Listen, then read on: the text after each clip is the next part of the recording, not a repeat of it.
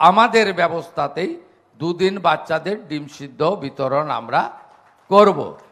আশা করি সমালোচকরা আজকে একটু শান্তিতে থাকবেন, মুখটা বন্ধ রাখবেন। আগামী 3 মাসের মধ্যে 2.5 লক্ষ পড়ুয়ার পাতে পড়তে চলেছে ইসকনে মিড ডে মিল। শনিবার তারাতলায় ইসকনে মিড ডে মিল কর্মসূচি উদ্বোধন করে এমনটাই জানালেন মুখ্যমন্ত্রী শুভেন্দু অধিকারী। কলকাতা পৌরসভার অন্তর্গত প্রাক প্রাথমিক থেকে উচ্চ প্রাথমিক সহ 500 স্কুলে 44,000 পড়ুয়ার পাতে আজই পৌঁছে যাবে ইসকনে মিড ডে মিল।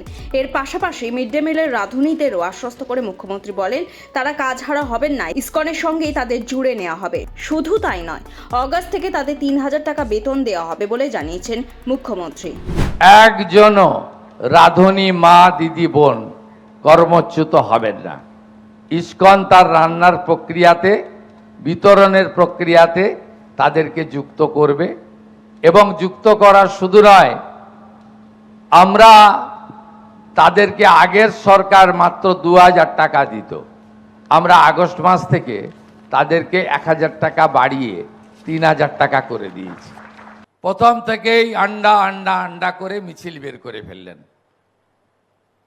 আমরা যেমন ইসকনের সাত্ত্বিক আহারকে গ্রহণ করেছি, তাদের যে একটি নিজস্ব আনকম্প্রোমাইজ রীতিনীতি রয়েছে, যেটাতে তারা সমঝোতা করেন না, আমরা করতেও বলবো না।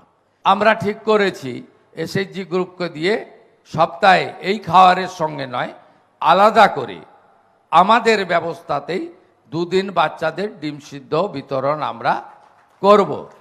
আশা করি সমালোচকরা আজকে একটু শান্তিতে থাকবেন, মুখটা বন্ধ রাখবেন আর মনে মনে প্রশংসা করবেন।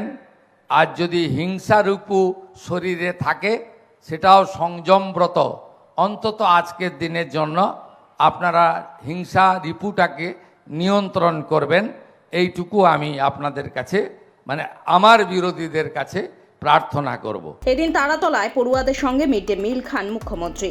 এর আগে এই কর্মসূচির উদ্বোধন করেন তিনি। যজ্ঞে আহুতি দেন মুখ্যমন্ত্রী শুভেন্দু অধিকারী। এরকম ভিডিও দেখতে চ্যানেলটি ফলো করুন।